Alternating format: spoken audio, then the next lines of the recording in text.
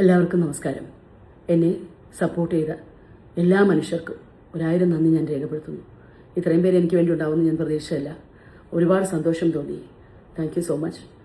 ബഹുമാനപ്പെട്ട CM ശ്രീ പിണറായി വിജയൻ സാറിനും പ്രദീപ് സാറിനും ശശി സാറിനും പ്രത്യേകം നന്ദി അറിയിക്കുന്നു.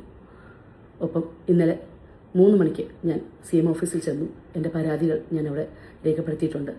ഒരു സാധാരണക്കാരി എന്ന നിലയിൽ പ്രദീപ് സാറും ശശി സാറും എനിക്ക് തന്ന സപ്പോർട്ടും ധൈര്യവും പറഞ്ഞറിയിക്കാൻ പറ്റുന്നതല്ല. Thank you so much sir. അതുപോലെ തന്നെ പ്രിയപ്പെട്ട യൂട്യൂബേഴ്സ്, ഞാൻ എല്ലാ യൂട്യൂബേഴ്സ് എന്ന് പറഞ്ഞിട്ടില്ല, ഒരു കൂട്ടം യൂട്യൂബേഴ്സ് എന്നാണ് ഞാൻ പറഞ്ഞിരിക്കുന്നത്. മേ ബി അപ്പോഴത്തെ മാനസികാവസ്ഥ എന്നെ ചിലപ്പോൾ അങ്ങനെ ആയിരിക്കാം പറയിപ്പിച്ചത്. അതാരെങ്കിലും നോവിച്ചിട്ടുണ്ടെങ്കിൽ ഞാൻ മാപ്പ് ചോദിക്കുന്നു, ക്ഷമ ചോദിക്കുന്നു. മനഃപൂർവ്വം ചെയ്തതല്ല ആ വീഡിയോ. ആ ഒരു സ്പോട്ടിൽ അമ്മ ആരോടെങ്കിലും പറഞ്ഞാൽ അമ്മയ്ക്ക് ആ പ്രഷർ മാറുമെന്നുണ്ടെങ്കിൽ ചെയ്യൂ എന്ന് പറഞ്ഞപ്പോൾ എനിക്ക് ആരും ഇല്ലാത്തതുകൊണ്ട് പെട്ടെന്ന് എൻ്റെ മുന്നിൽ വന്നത് മുഖ്യമന്ത്രിയായിരുന്നു. അതുകൊണ്ട് അതെൻ്റെ ലാസ്റ്റ് ഹോപ്പായിരുന്നു. അങ്ങനെയാണ് ഞാനത് ട്രൈ ചെയ്തത്.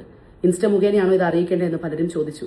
ഇൻസ്റ്റ മുഖേന അല്ല എന്നുള്ളത് എനിക്കറിയാം. ഞാൻ പല പ്രാവശ്യം കമ്മീഷണർ ഓഫീസും പോലീസ് സ്റ്റേഷനും വർഷങ്ങളോളം കയറി ഇറങ്ങിയിട്ടുണ്ട്. എനിക്കതുകൊണ്ട് ഒന്നും നേട്ടം കിട്ടിയിട്ടില്ല. പിന്നെ ഇതെല്ലാം തള്ളിക്കളഞ്ഞ് ഞാൻ എൻ്റെ മകനുമായിട്ട് ജീവിച്ച് പോയിക്കൊണ്ടിരിക്കുകയായിരുന്നു. വീണ്ടും ഈ ഒരു 3 മാസമായിട്ടുള്ള ഈ സ്ട്രെയിൻ എനിക്ക് ഒട്ടും തന്നെ താങ്ങാൻ പറ്റാത്തതിൻ്റെ ഒരു ലെവലിൽ എത്തിച്ചു എന്നെ. എന്തുകൊണ്ട് എല്ലാവരുടെയും പേര് പറഞ്ഞില്ല എന്ന് വെച്ചു. 10-20 പേരുണ്ട്. ഞാൻ എങ്ങനെ പറയും? ഒരു വീഡിയോയിൽ പറയാൻ പറ്റുന്നല്ല. അതുകൊണ്ടാണ് പറയാതിരുന്നത്. 1, 2, 3 പേര് എന്നെ കൂടുതൽ ഹേർട്ട് ചെയ്തവരെ ഞാൻ പറഞ്ഞുതരാം. ഒന്ന് എബാക് ഡിബേറ്റ് എന്ന് പറയുന്ന ഒരു ഇത്, അതുപോലെ തന്നെ മറുനാടൻ മലയാളി, സിനി ലൈഫ്. ഇതിൽ ഈ മറുനാടൻ മലയാളിയും സിനി ലൈഫാണ് ആദ്യം ഇതിൻ്റെ ഒരുപാട് മാസങ്ങൾ കഴിഞ്ഞ് വർഷങ്ങൾ കഴിഞ്ഞ് ഈ വിത്ത് പാകിയത്.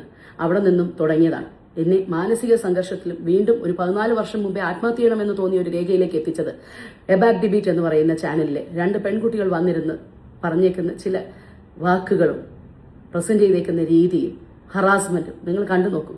ഒരു സ്ത്രീ എന്ന നിലയിൽ എനിക്ക് സഹിക്കാൻ പറ്റാവുന്നതിന്റെ അങ്ങറ്റമായിരുന്നു അത്. ഞാനും എൻ്റെ മകനും വളരെയധികം വേദനിച്ച ഒരു വീഡിയോ ആയിരുന്നു. അതുപോലെ തന്നെ കക്കിരിയൻ ഫാമിലി ബ്രദറെ, ഞാൻ നിങ്ങളോട് എന്ത് ചെയ്തിട്ടാ? നിങ്ങൾ എന്തിനാണ് അങ്ങനെ ഒരു വീഡിയോ ചെയ്തത്? എൻ്റെ മകൻ ഇൻസ്റ്റയിൽ കണ്ടിട്ട് എന്നോട് വന്ന് ചോദിക്കുകയാണ്, സാരി മാറ്റുന്നത് പോലെ എന്ന് പറഞ്ഞാൽ എന്താ അമ്മ എന്ന് ചോദിച്ചാൽ ആ കുഞ്ഞിനോട് ഞാൻ എന്ത് പറഞ്ഞു കൊടുക്കണം? ബ്രദറെ, നിങ്ങൾക്ക് പറ്റുമെങ്കിൽ എൻ്റെ മകനോട് നിങ്ങളൊന്ന് പറഞ്ഞു കൊടുക്കൂ പ്ലീസ്. ദൈവത്തെ ഓർത്ത് നിങ്ങൾ ഒരു നന്മയും ഞങ്ങൾക്ക് ചെയ്യേണ്ട, പക്ഷെ പ്ലീസ് ഞങ്ങളെ ജീവിക്കാൻ അനുവദിക്കൂ. ഞാനും എൻ്റെ മകനും ഈ കൊച്ചു കേരളത്തിൽ ജീവിച്ചു പൊയ്ക്കോട്ടെ. ദൈവത്തെ ഓർത്ത് ഉപദ്രവിക്കാൻ വരരുത് പ്ലീസ്. എന്നെ സപ്പോർട്ട് ചെയ്ത് എല്ലാവർക്കും എന്നാൽ കഴിയുന്ന രീതിയിൽ ഞാൻ മെസ്സേജുകളും കോൾസും തിരിച്ചു ചെയ്തിട്ടുണ്ട്. എൻ്റെ സഹപ്രവർത്തകർ, എന്നെ വിളിച്ചവർ എല്ലാവർക്കും ഞാൻ 1000 നന്ദികൾ പറയുന്നു. എന്നെ മാത്രമല്ല, ഇതുപോലുള്ള എൻ്റെ ഫീൽഡിലുള്ള എൻ്റെ സഹപ്രവർത്തകരെ ക്രൂരമായി ക്രൂശിക്കുന്ന തംബ്നെയിൽസും കാര്യങ്ങളും ദൈവത്തെ ഓർത്തിട്ട് ഞങ്ങളെ ഉപദ്രവിക്കാൻ വരരുത്. ഞങ്ങളും ജീവിക്കാൻ വേണ്ടി കഷ്ടപ്പെടുന്ന പാവപ്പെട്ടവർ തന്നെയാണ്. നിങ്ങൾക്കൊരു തോന്നലുണ്ടാവാം ജോലി ഇതാണ്, അതുകൊണ്ട് ഞങ്ങളെന്തോ വലിയ അല്ല. ഞങ്ങളും സാധാരണക്കാരായ അന്നുള്ള വരുമാനത്തിൽ ജീവിച്ചു പോകുന്നവരാണ്. ദയവേത് മനസ്സിലാക്കുക. ഞങ്ങളെ ഉപദ്രവിക്കാതെ നിങ്ങൾ നല്ല വീഡിയോസ് ചെയ്യും, ഞങ്ങളും സപ്പോർട്ട് ചെയ്യാം ഉറപ്പായിട്ടും. മോശമായ തംബ്നെയിൽസും കാര്യങ്ങളും ഉപയോഗിച്ച് ഞങ്ങളെ വേദനിപ്പിക്കാനോ ഞങ്ങളുടെ മെന്റൽ സ്ട്രെസ്സിനെ തകർക്കാനോ ശ്രമിക്കരുത് പ്ലീസ്. ഇതൊരു അഭ്യർത്ഥനയാണ്.